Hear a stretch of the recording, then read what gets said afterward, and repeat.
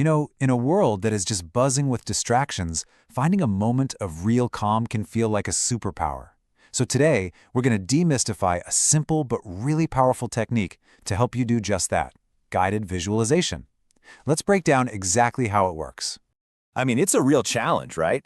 We're constantly bombarded with information, notifications, demands on our attention, all of it. Finding just one moment of genuine peace can feel next to impossible. But what if you had a tool, a practical tool, to create that calm from the inside out? Well, that tool is guided visualization. And listen, it's not some mystical, abstract concept. At its core, it's a super straightforward technique.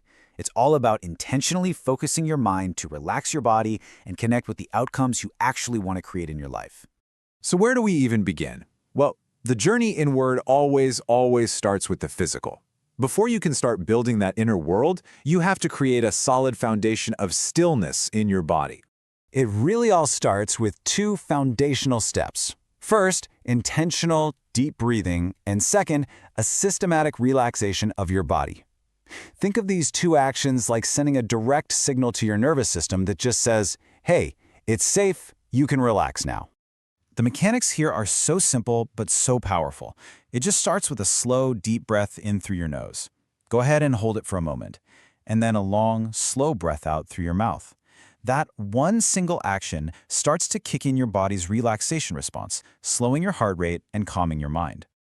Okay, so with your breath nice and calm, you bring your attention to your body. Starting at the very top of your head, you just mentally scan downwards, consciously allowing tension to just melt away from your face, your shoulders, your arms, all the way down to your toes. The goal here is a feeling of being completely calm, heavy, and peaceful. So now that we've built this foundation of physical stillness, we can move on to the mental part. With your body relaxed, you've created the quiet space you need for the real core of the practice: building your inner world. The very first thing you do is create a kind of mental stage for your visualization. This is your safe space. It could be a quiet beach, a beautiful garden, or any place, real or imagined, where you feel completely at ease and totally secure. Now, to make this space feel truly real, you have to engage more than just your sight. You've got to experience it with all your senses. What are the specific colors you see? What gentle sounds can you hear? How does the comfort of this place actually feel on your skin? This sensory stuff is what makes the experience totally immersive. All right, once you're settled into your safe space, you bring your goal to mind. But here's the crucial point. You don't visualize yourself working towards the goal. Nope, you visualize it as if it's already done. You see yourself calm, confident, and living that reality right now, in this moment. This is it. This is the core instruction of the entire practice. Picture what you want as if it is already happening. That simple shift in perspective completely changes your mindset from one of wanting to one of having. But just seeing the image, that isn't quite enough. The next step is what gives the vision its actual power. This is where you connect with the emotion, the real engine of the whole visualization process. Let me say that again because it's so important. The emotion is the key. Why? Because it's the feeling that truly rewires your brain and your body for a new reality. The mental picture is like the architect's blueprint, but the emotion, that's the energy that actually builds the thing. So what do you feel? You really tune into the core emotions that your vision brings up. You let the feeling of confidence, of deep happiness, of gratitude, or just profound peace fill your entire body. This feeling acts as an anchor, making the whole experience real and incredibly powerful. And to really lock in that positive emotional state, you use affirmations. These are just simple, powerful I am statements that reinforce the reality you're creating in your mind. You begin by stating these truths as if they're already facts.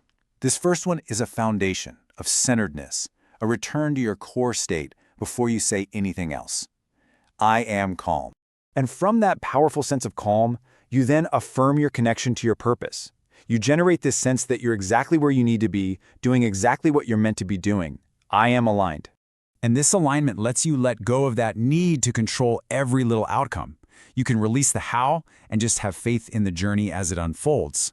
I trust the process.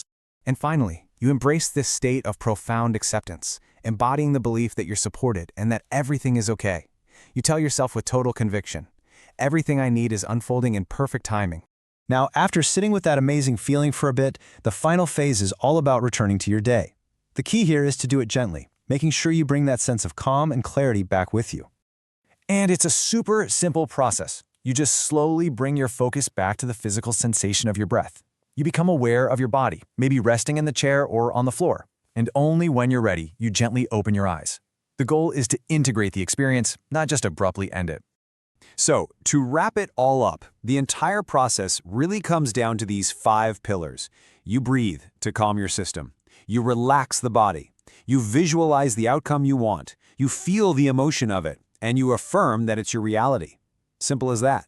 And finally, it's so important to remember that this is a skill. It's not about being perfect on the first try. The more often you practice, the more natural and effective this whole process becomes. Just think of it like a mental muscle that you're developing over time.